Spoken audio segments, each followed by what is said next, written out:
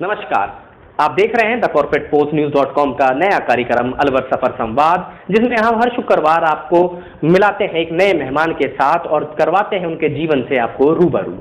आज ऐसे ही एक बिजनेसमैन, एक युवा हमारे साथ है जिनका नाम है शशांक झालानी।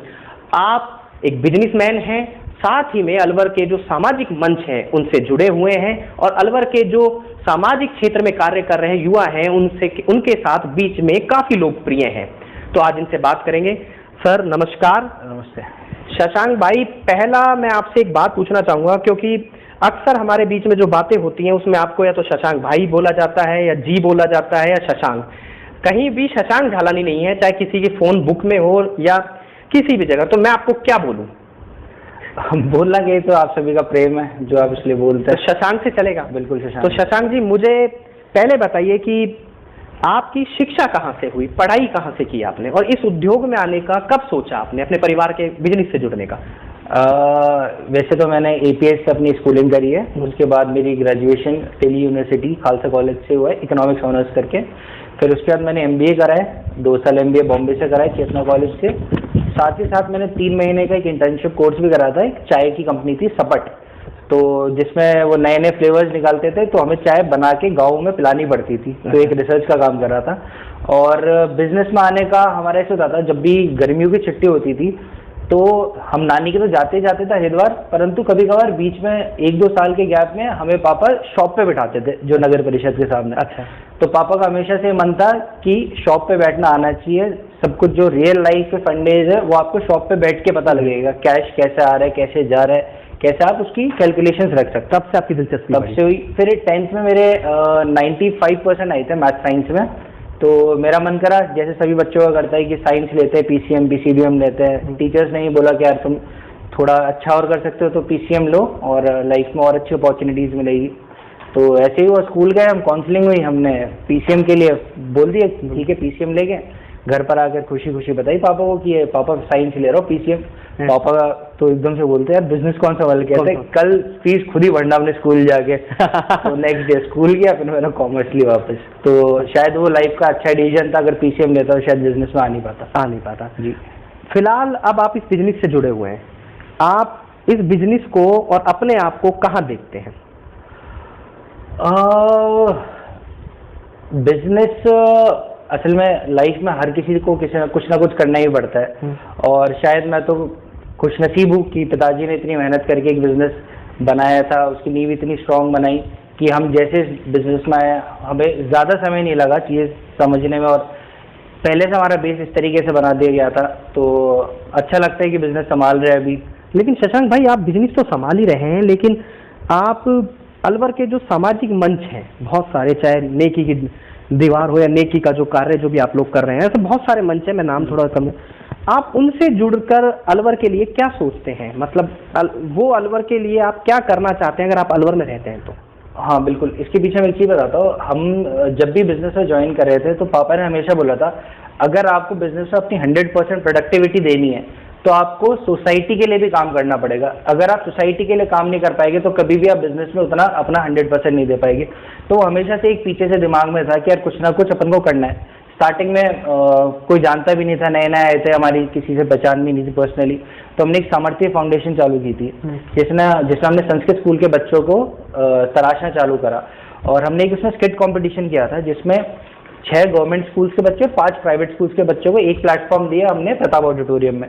और वहाँ पे आप मानेंगे नहीं, गवर्नमेंट स्कूल्स में इतनी अच्छी प्रतिभा थी, इतनी अच्छे उनमें टैलेंट था कि टॉप 3 पोजीशन से 2 तो गवर्नमेंट स्कूल के लेके गए थे। अच्छा। तो तब हमें जब उनके चेहरों पे खुशियाँ देखी तो हमें लगा कि हाँ सीरियसली ये खुशियाँ बिजनेस में तो एक अलग आपकी प्रॉफिटेबिलिटी पे चलते रहते, पर ये सामाजिक जो खुशियाँ मिलती है ना, उसके बाद अलग एनर्जी से आप काम कर पाते हो।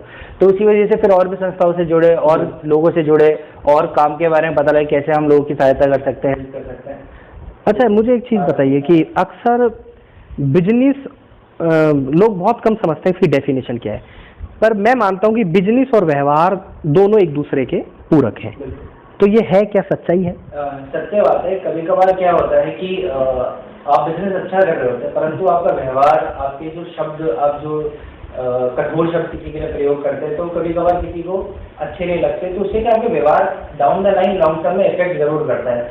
अगर आपका बिजनेस 19-20 चल रहा है पर आपका व्यवहार अच्छा हो तो वो कॉम्पनसेट कर सकते हैं, पर अगर व्यवहार खराब हुआ तो आपका बिजनेस ज्यादा दिन तक नहीं चलता, लॉन्ग टर्म में उसका डिप्लीशन जरूर होएगा। और अगर आपका बिजनेस और व्यवहार दोनों अच्छा रहा तो ये एक ऐसा अच्छा कॉम्बिनेशन जो होता है ना, 1 और 1 11, तो उसी तरीके से काम करता है। मतलब आप शशांक भाई बताना चाहते हैं कि अगर आप कहीं से MBA करें या आप बिजनेस करने की सोच रहे हैं कुछ करने के बाद, तो उसके लिए जो बेसिक जो चीज़ है वो है आपको एक तो ग्राउंड पे काम करना पड़ेगा, सेकंड आपको व्यवहार पर भी काम करना पड़ेगा, क्योंकि एक बिजनेस और जो व्यवहार है वो एक दूसरे के समझ लीजिए 2 पहिए हैं बिजनेस चलाने के लिए। अच्छा शशांक भाई मुझे एक चीज़ बताइए, मैं आपसे एक तीखा सवाल पूछूंगा, मिर्ची लगे तो मिठाई खा लेना और मुझे भी खिला देना, कि कहते हैं कि बिजनेसमैन आलसी होता है और बिजनेस में बड़ी मौज है, और कुछ कहते हैं संघर्ष भी है। आप मुझे बताइए कि इन तीनों चीजों में से क्या क्या है? देखिए तीनों चीजें रहती है, जैसे किसी को बना बनाया मिल जाता है तो आलसी रह जाता है। हाँ। जिसको खुद बनाना पड़ता है उसको संघर्ष करना पड़ता है। तो इंसान तो खुद पे डिपेंड करता है वो क्या करना चाहता है। जैसे हमें भी बना बनाया मिला, परंतु मेरे पिताजी ने हमेशा यही बताया कि बना बनाया तो मिला है परंतु ये कभी भी डिप्लीट हो सकता है। तो अगर आपको इसको सस्टेन भी करना है ना आज की जनरेशन में, तो आपको पूरी मेहनत करनी पड़ेगी। अगर आपने थोड़ी सी मेहनत कम करी तो जिस मुकाम पे हमारे पिताजी ने पहुंचाया था उस मुकाम से डाउनफॉल आना चालू हो जाएगा। तो पिताजी ने तो ये बोला उतना भी मेंटेन करोगे तो वो भी तुम्हारे लाइफ की सक्सेसफुल है। तो ज्यादा मेहनत करोगे तो खुद पाओगे, खुद की मेहनत रहेगी तो आगे बढ़ोगे हमेशा। अच्छा शशांक भाई, आपके बारे में आपके जो मित्र हैं या सहयोगियों से हमने थोड़ा बहुत जाना, तो उन्होंने बताया कि अगर शशांक को दिन में 10 प्रोग्राम अटेंड करने हो या अतिथि रूप में या किसी भी रूप में, तो वो 10 में से 10 के 10 अटेंड कर सकता है, चाहे वो फिर सुबह 4 बजे का हो या फिर 10 बजे का। तो इतनी ऊर्जा वास्तव में है, और ये ऊर्जा आती कहाँ से? क्योंकि हमारे पास तो ऊर्जा नाम की चीज अब बची नहीं है, तो आप ही बताइए। अतिथि तो ऐसा कोई बनाता नहीं है, अलग बात है, कोई ना कोई संयोजक किसी कार्यक्रम का रहता है तो ऐसा लगता है कि आपकी खुद की क्रेडिबिलिटी में वो कार्य हो रहा है। अच्छा। अगर आप पीछे हट गए तो फिर दुनिया कैसे उसमें सहयोग करेगी? तो आपको सबसे पहले पहुंचना पड़ेगा। अगर सुबह 4 बजे का कार्यक्रम है तो 3 बजे पहुंच के सारी तैयारियां देखनी पड़ेगी। और तो 10 के 10 अटेंड हो जाते हैं। पता है किसी का बोले इतने कार्यक्रम रहेंगे, पर जिन में अगर खुद का रहता है कुछ ना कुछ सहयोग तो उसमें पूरी प्रयास रहता है पहुंचने। अच्छा मुझे एक शशांक भाई एक चीज बताइए कि एक युवा के लिए ऊर्जा का क्या स्थान है, ऊर्जा कितनी जरूरी है किसी भी कर्म करने के लिए? तो ऊर्जा का क्या महत्व है, क्योंकि आप ऊर्जा में रहते हैं पूरा दिन, इसलिए पूछ रहा हूँ। एनर्जी तो बिल्कुल। और आपकी दिनचर्या क्या है ये जरूर बताइए मुझे। चलिए, सुबह मैं 6:30 बजे तक उठने का प्रयास करता हूँ और 7 बजे मैं योगा करता हूँ 1 घंटे के लिए। अच्छा। फिर 8 साढ़े 8 तक फ्री होके सारा डेली रूटीन करके 9 बजे नाश्ता करके मैं फैक्ट्री पहुँचने का पूरा प्रयास करता हूँ। और इन सबसे पहले मेरे पिताजी पहले आया था 8 बजे फैक्ट्री। अच्छा। 7 बजे लॉन टेनिस खेल के 8 बजे फैक्ट्री आता है। तो पिताजी का भी बहुत बड़ा रोल रहा है कि हमेशा उन्हीं को देखा है। हाँ। पूरी इसी एनर्जी के साथ काम करते हैं। मतलब जैसे होता है ना, जिस चीज़ को देखते आ रहे हो, जिस चीज़ को महसूस करता हो, तो आप भी वैसे बनने लग जाते हैं। तो वो सारी पॉजिटिविटी पिताजी के द्वारा ही आ पाई है। फिर 9 बजे फैक्ट्री आने के बाद 1 बजे लंच पे जाते हैं हम, फिर 1:30 से 2 बजे वापस आके फिर शाम को 7-8 बजे हम फैक्ट्री रहते हैं सभी। तो पूरा दिन मतलब घुल जाता है इसी खेल में। हाँ, बीच बीच में जैसे भी कोई कार्यक्रम आ रहा होता है। और छुट्टी का क्या हिसाब होता है? जैसे लोगों को लगता है कि बिजनेसमैन तो छुट्टी पे ही रहता है। बिजनेसमैन को कभी कोई छुट्टी नहीं मिलती, ये सत्य बात है।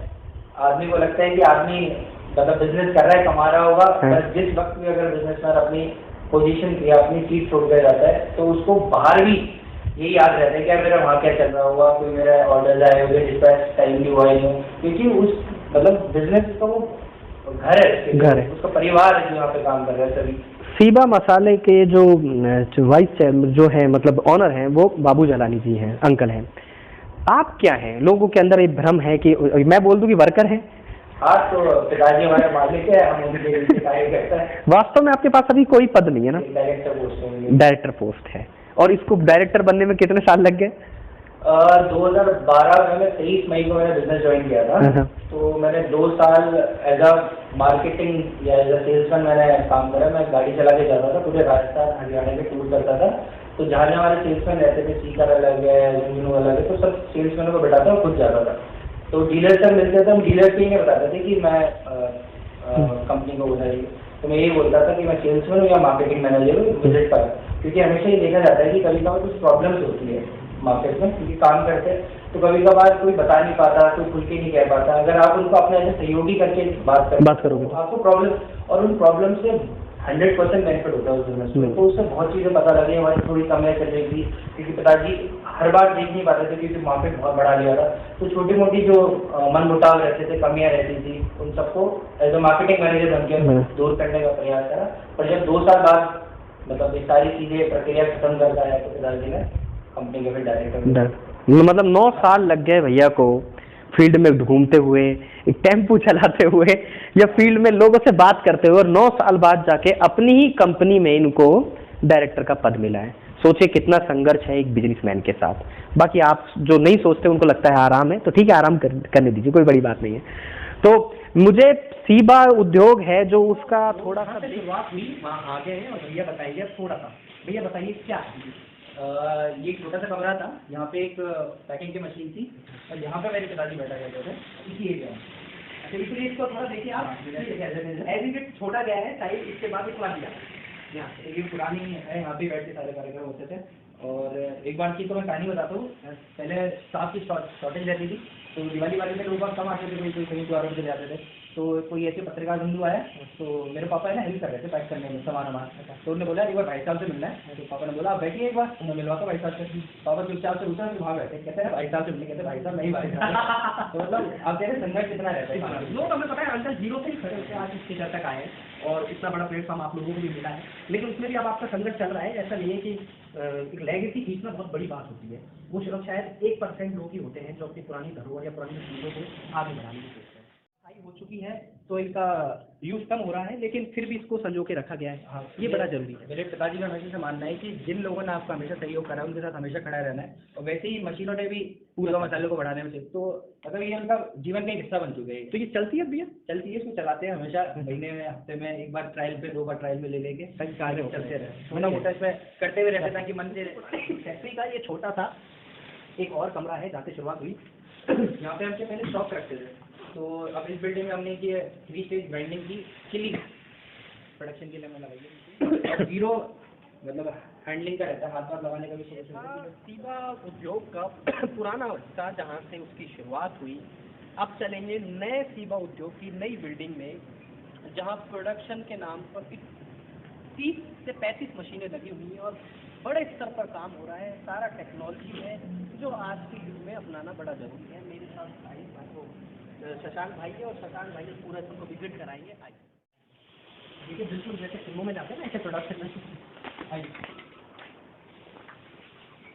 ये हमारा पैकेजिंग पूरा है, सारी अलग अलग SKUs पे है। 1 किलो की ये पैकिंग के लिए मशीन है, आधे किलो, 100 ग्राम निकल के यहाँ से फाइनली पैक कर लेते हैं और फिर सीधे स्टोरेज में वहाँ चले जाते हैं, ऐसे डिस्पैच होता है।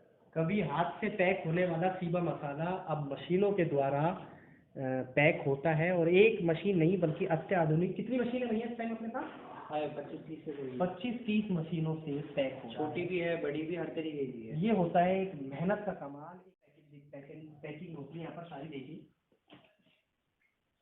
मेजर स्टेट्स में फिर हमारा मध्य प्रदेश, यूपी, उत्तराखंड, बिहार, असम तक हम भेज रहे हैं, पंजाब, सारी जगह हम कवर कर रहे हैं। 13-14 राज्यों का काम कर स्टेट तक हो रहा है। साथ में हम एक्सपोर्ट भी करते हैं, लंदन करते हैं, ऑस्ट्रेलिया करते हैं, कनाडा करते हैं। और अमेज़ॉन पे भी आप सीबा मसाला खरीद। अमेज़ॉन पे तो हमारे हाईएस्ट सेलिंग प्रोडक्ट है, और जैसे बॉइल्ड एग मसाला हमारा वर्ल्ड में हमने ही निकाला है, वो हमारी स्पेसिफिकेशंस पे बना है। अच्छा, जिसका जो एग के लिए अभी निकाला है मसाला है, बॉइल्ड एग मसाला, तो वेजिटेरियन मसाला है, पर हमने बॉइल्ड एग के लिए लोगों को तो ये अपना इन्वेंशन है, मतलब ये हमारा इन्वेंशन है खुद का। ये है मिर्ची वाला पूरा प्रोडक्शन। जो पहले वाली मशीन थी उसमें हम मल्टीपर्पज़ के लिए, उसको मिर्च भी यूज़ कर लो, मिक्स मसाले के लिए भी, उसमें कुछ भी। ये कम से कम 2 टन मिर्ची 1 घंटे में निकाल देती है, 2000 किलो पर 2000 किलो 2000 किलो एक वक्त में ये प्रोडक्शन 1 घंटे में प्रोडक्शन करती है। सोचिए, कभी पूरा शायद मुझे लगता है पूरा महीना लग जाता होगा इतना प्रोडक्शन करने में। महीने नहीं, पहले तो 500, 600, 700 किलो पूरे महीने में। हाँ, महीने नहीं, हाँ, स्टार्टिंग जब हुई थी स्टार्टिंग में, और आज ये पर घंटे के हिसाब से 2000 किलो मिर्ची बना रहे हैं। अब आप इसका कैलकुलेटर 24 घंटे से कर लीजिए। अगर प्रोडक्शन 24 घंटे 10 घंटे तो प्रोडक्शन होता है ज़्यादा है। फिर यहाँ पे क्लीनिंग होती है पूरी, 2 शाफ्ट है, क्लीनिंग होके फर्स्ट ग्राइंडिंग मशीन में आता है, फिर यहाँ से सेकेंड ग्राइंडिंग में आता है, फिर ये थर्ड ग्राइंडिंग में आता है, बाद में कंटेनर्स में जाके ये 2-2 टन के कंटेनर है, 4 टन इसमें आती है मिर्ची। फिर ये लास्ट में ऑयल कंटेंट होता है, तो ऑयल क्या है, जाम करने में पूरा चिपक जाती है सारी चीज़ें, तो इसलिए इसको मोटे से छोटे में आना। ये तो नई बात सीखने को मिली कि भाई मिर्च में भी तेल होता है। ऑयल होता है इसमें, ऑयल एक्सपोर्ट भी होता है इसका, बहुत महंगे 1000 रुपये किलो के ऑयल होते हैं इसमें, 10,000 रुपये किलो तक पहुँच जाता है अगर उसके बेबी की मिर्च के होता है तो। चलो ये तो नई जानकारी मिली कि मिर्च का तेल अन्य तेलों से बहुत ज़्यादा। कोई भी गलती से भी कोई मामूली सा मामले कोई पार्टिकल रहना जाए, छन के फिर यहाँ से आउटपुट होता है और सीधे ही जाता है पैकेजिंग मशीन में, कहीं पे भी कोई टच करने का कुछ नहीं है। ये हमारा 12 हेडेड मशीन है, इसमें 0.01 ग्राम को भी कैलकुलेट करके माउथ खुलता है। अच्छा, कसूरी मेथी के जैसे पत्ते होते हैं ना, बहुत लाइट वेट के होते हैं, तो माउथ वही खुलेगा जिसमें 25 ग्राम कैलकुलेट हो रखा है, नहीं तो कोई माउथ नहीं खोलता, वही पैकिंग होकर आता है। मल्टीपर्पज है, पोहा भी पैक कर सकते हो इसमें, कसूरी मेथी भी कर सकते हो, पास्ता पैक कर सकते हो। वो क्यूब है इसकी है ना, वो क्यूब है, इसमें ग्रामेज कैलकुलेट होता है और सारा कंप्यूटराइज है। पापा खुद एज अ सेल्समैन जाते थे कैपिटल तिजारा मार्केट करने, शाम को मम्मी पापा ग्राइंड करते थे, पैक करते थे, फिर सुबह दोबारा सेल करने आते थे। मैंने पहले भी आपको एक उनके जन्मदिन पर तोहफा देते उनके लिए लिखा था, बाबू जलानी जी के लिए, कि कभी 2 लोहिया पहाड़ी की एक छोटी सी गली से कभी 2 लोगों ने एक सपना देखा कि एक उद्योग को आसमान तक पहुंचाने का, उसका नाम ही सीबा मसाला उद्योग और एक पूरी फैक्ट्री है। 2 लोगों से शुरुआत हुई और आज 150 लेबर्स और या कह सकते हैं सहयोगी इनके साथ काम कर रहे हैं और उसको जो सीबा उद्योग उसको बढ़ाने में अपना पूरा सहयोग कर रहे हैं। ये भी सेम इसी तरीके से है पैकिंग के लिए। और ये डबल हेडेड मशीन है, इसमें 100 ग्राम 200 ग्राम एक साथ चलता है। अच्छा, एक साथ, जैसे कभी कभार आपने देखा होगा एक ही मशीन से निकल रहा है, यहाँ तो दोनों मशीनें एक साथ लेती है। तो इससे हमारा प्रोडक्टिविटी ज़्यादा बढ़ जाती है। जैसे ये 10 रुपए के डब्बे है, अच्छा, हमारे वो डब्बे वो लगे हुए हैं, वहाँ से देख सकते हैं, वहाँ से चलते हैं। अच्छा, ऑटोमेटिकली खुद ही खुलते हैं, खुद ही पाउच इंसर्ट होता है, खुद ही यहाँ से लास्ट में निकल के पैक होके लास्ट में यहाँ से निकल के ये पैकिंग होती है। तो ऑटोमेटिक है। सबसे पहले हमने ये लॉन्च किया था 5 साल पहले। अच्छा। तो 8 महिला बैठती थी, तो दिन की शायद 30 किलो 40 किलो पैक कर पा रहे थे। अच्छा, अब ये घंटे के ही 300 किलो कर लेते हैं। तो अगर मैं बात करूं तो सीबा मसाला दोनों चीज़ों के बारे में सोच रहा है, वो बड़े अमीर के लिए भी प्रोडक्ट बना रहा है और बहुत निम्न वर्ग के लिए भी, इसलिए वो ग्रामीणों जो बोलते हैं रूरल एरिया का बादशाह बना है। हाँ बिल्कुल, असल में क्या है, हमारा हमेशा फोकस रूरल मार्केट पे है। रूरल मार्केट, क्योंकि रूरल मार्केट एक ऐसा मार्केट है जो एडवर्टाइजमेंट के उस पर नहीं चलता, वो क्वालिटी रियल क्वालिटी जानते हैं। क्योंकि गांव में हमेशा देखा गया है कि शुद्ध खाने पे खुद घर पे पिसा हो और बनाने में उन्हीं में विश्वास रहता है, तो इसलिए हमारा रूरल मार्केट ही हमेशा फोकस रहा है, वो समझते हैं। और साथ ही साथ छोटे पैकेजिंग हमने इसलिए लिखा है कि कोरोना काल में हमने देखा है कि हमेशा लोगों के पास अभी एक मतलब कैश लिक्विडिटी कम हुई, तो उस वजह से वो 100 रुपये का ना लेके 10 रुपये का 5 बार लेना पसंद करेगा, उससे उनके पास कैश लिक्विडिटी भी खत्म नहीं होती, इसलिए छोटे पैकेज का जो उद्योग है इसे आप क्या कहाँ देखते हैं आने वाले इन फ्यूचर 10 सालों में? कुछ तो आपके प्लान रहे होंगे। असल में गवर्नमेंट स्कीम्स निकालती है, परंतु मुझे ऐसा लगता है कि गवर्नमेंट की स्कीम्स लास्ट बिजनेसमैन तक नहीं पहुंच पाती, और अगर पहुंचती है तो बहुत टाइम लग जाता है पहुंचने में। अब जैसे सब्सिडीज देती है गवर्नमेंट, सब्सिडी जब मिलने चाहिए किसी भी इंडस्ट्री को कि जब उसको सबसे ज़्यादा ज़रूरत हो, परंतु जिस वक्त ज़रूरत होती है तब तक तो कागजी कार्रवाई में रहते हैं, और जब उनकी एनर्जी सबसे हाईएस्ट होती है तब उनको कोई भी सपोर्ट नहीं मिलता। 5 साल बाद 10 साल बाद बार बार पीछे पड़ने पे वो सब्सिडीज मिलती है, तो एक थोड़ा दुर्भाग्य है अपने इंडस्ट्री को साथ नहीं दिया जा रहा है। समस्या रही है कि जो उद्योग है उसको जो सरकारें हैं वो बड़े उद्योग को तो पूरी मदद कर रही है, लेकिन जो छोटे शहरी उद्योग हैं जो बड़े स्तर पर पहुंचना चाहते हैं उनको अभी सुविधाएं नहीं मिल रही हैं, और ये शायद दुर्भाग्य है देश का भी। और ये हींग का प्रोडक्शन होता है, डब्बे में ये रहता है, स्ट्रिंग होती है, यहाँ से निकलती है, ये पैक होके निकलती है, सारा अलाइन खुद होता है, इससे चलते चलते इसमें ग्रामेज सेट कर देते हैं, 10 ग्राम 25 ग्राम 50 ग्राम 100 ग्राम ऑटोमेटिकली यहाँ से आता है और यहाँ से पैक होके पूरा ऊपर से डब्बे वब्बे बंद होके लास्ट में निकलता है। और एक हमारे फैक्ट्री की विशेष बात ये भी है कि हमारे 60% लेडीज़ हमारे यहाँ काम करती है और 40% जेंट्स है। लेडीज सारी मशीन जानती है, सारी मशीन चला सकती है कभी भी किसी वक्त। तो महिला सशक्तिकरण पे भी आप लोग काम कर रहे हैं। अच्छा, इसका ये पैकेजिंग कितना है? जैसे छोटी डिब्बियाँ दी हुई हैं। हाँ, ये 10 ग्राम की पैकिंग। अच्छा, 10 ग्राम से शुरुआत कर अपन कब 100 ग्राम तक 100 ग्राम तक बनती है। फिर ये हमारे जार में पैक होते हैं, इस तरीके से जार में। अच्छा, जो सामाजिक क्षेत्र से जुड़े हुए युवाओं में आज आजकल आप काफ़ी लोकप्रिय हैं। अगर इसमें पूछो तो शशांक भाई अपना भाई है और शशांक भी बहुत अच्छे आदमी है। कुछ लोगों के फ़ोन बुक में भी आपका गुड मैन और गुड गाइड पता नहीं किस किस नाम से आपका नाम फिट है। तो जब इतनी लोकप्रियता मिल रही है और इतना कुछ हो रहा है तो आप अलवर के लिए क्या सोचते हैं? जैसे आपके पिताजी ने एक घंटा घर के बारे में सोचा, तो आज अलवर का घंटा घर देखने आते हैं और पुरानी धरोहर बच रही है। आगे क्या अलवर में भी बहुत काम करना बाकी है। जैसे इंफ्रास्ट्रक्चर अभी बेहतरीन और बन सकता है। साथ ही साथ हमने देखा बेसिक जो अमेनिटीज़ है, जो बेसिक अभी भी रिक्वायरमेंट है, पानी की, बिजली की, रोड की, ये भी कोई भी चीज़ है 100% अभी इसमें नहीं है। इसमें भी बहुत चीज़ है। प्लस यहाँ का ड्रेनेज सिस्टम बहुत ख़राब है, इस वजह से अपन देख रहे हैं मलेरिया वलेरिया सा हो रहा है। तो ये ड्रेनेज सिस्टम भी अच्छा हो सकता है। बहुत चीज़ है। अगर हम पीपीपी मॉडल पे जाए, पब्लिक प्राइवेट पार्टनरशिप पे करें, तो जितनी भी धरोहर है अलवर में उन सबको बेहतरीन कर सकते हैं। तो एक विजन की कमी लग रही है मुझे, और शायद वो विजन और साथ ही साथ एफर्ट्स करने वाला कोई इंसान अगर अलवर में आता है तो शायद 10 साल में अलवर गुड़गांव से भी बेहतरीन इंफ्रास्ट्रक्चर में बन सकता है अगर राइट विजन की तरफ जाए। जी बिल्कुल। तो मतलब आप चाहते ये बोलने का मतलब है कि जो पब्लिक तो साथ है ही, लेकिन जो पॉलिटिशियन वो थोड़ा साथ देते। पॉलिटिशियंस भी या ब्यूरोक्रेसी कुछ भी कह सकते हैं। अभी सब चीज़ों का तालमेल नहीं है। एक बार समन्वय बन जाए, तालमेल अच्छा हो जाए, तो शायद ये चीज़ें अच्छी हो सकती है, बेहतरीन हो सकती है। अभी शायद अपन वही धरातल पे है। अभी अपन ने देखा नहीं है कि और क्या क्या बेहतर हो सकता है अलवर के लिए। इकोनॉमी बहुत अच्छी हो सकती है, एम्प्लॉयमेंट जनरेट होगा। जो भी चोरी हो रही है, रेप वेप, जितने भी असामाजिक तत्व यहाँ पे जो चीज़ें गलत हो रही है, आपराधिक जो भी चीज़ें हो रही है, उन चीज़ों को कम भी कर सकते हैं बिल्कुल, अगर एम्प्लॉयमेंट जनरेट हो पाया और प्लस अपनी इकोनॉमी को अपन सस्टेन कर पाए। तो पर्यटन क्षेत्र के बारे में आप क्या सोचते हैं? अलवर के जितने मॉन्यूमेंट तो शायद ही कोई आसपास अपन को कहीं मिलेगा देखने को, और इन मॉन्यूमेंट्स पे थोड़ा और ध्यान दिया जाए, थोड़ा इन पे अच्छा काम करा जाए, या इनके लिए एडवर्टाइजमेंट अच्छा करा जाए, लोगों को इसके बारे में बताया जाए आसपास की स्टेट्स को या सिटीज़ को, तो अलवर का टूरिज्म बहुत अच्छी तरीके से बन सकता है, जो अभी लैक कर रहा है। अलवर में काफ़ी चीज़ें गोद लेने का एक बड़ा चलन चल रहा है। जैसे किसी ने रोड गोद ले लिया है, तो किसी ने चौराया गोद ले लिया है, आपने घंटा घर पे काम किया। आगे कुछ है दिमाग में कुछ और करने का? अभी तो फिलहाल नहीं है, परंतु ये ज़रूर है, कुछ भी अगर अच्छा कार्य करने का मौका मिलेगा तो ज़रूर हम जरूर। चलिए, हमसे बात करने के लिए शशांक भाई आपका बहुत बहुत धन्यवाद। तो ये थे शशांक धारानी जी, डायरेक्टर हैं सीबा मसाला उद्योग में, और 2 आदमियों से शुरुआत होने वाली कंपनी आज 150 लोगों के सहयोग से पूरी तरह से चल रही है। शशांक भाई से बात करने के बाद 2 चीज़ें समझ में आई। एक तो कि आप चाहे कितने ही पढ़ाई कर लें या कितना ही शिक्षा ग्रहण कर लें, लेकिन जब तक आप व्यवहारिक नहीं होते हैं, जब तक आप ग्राउंड लेवल पे लोगों से नहीं जुड़ते हैं, तब तक शिक्षा या फिर शिक्षा के बाद खोले जाने वाला किसी भी उद्योग का चलना या सर्वाइव करना बड़ा मुश्किल हो जाता है। दूसरी बात इनसे हमने जानी कि ऊर्जा कितना ज़रूरी होता है आपके अंदर होना। जो एक बिजनेसमैन जब इतनी ऊर्जा से भरा रह सकता है, तो आम आदमी को उससे भी ज़्यादा भरा रहना चाहिए, क्योंकि उसके पास जिम्मेदारी है कम। एक युवा के लिए सबसे ज़्यादा जरूरी अगर कोई चीज़ है तो वह है उत्साह।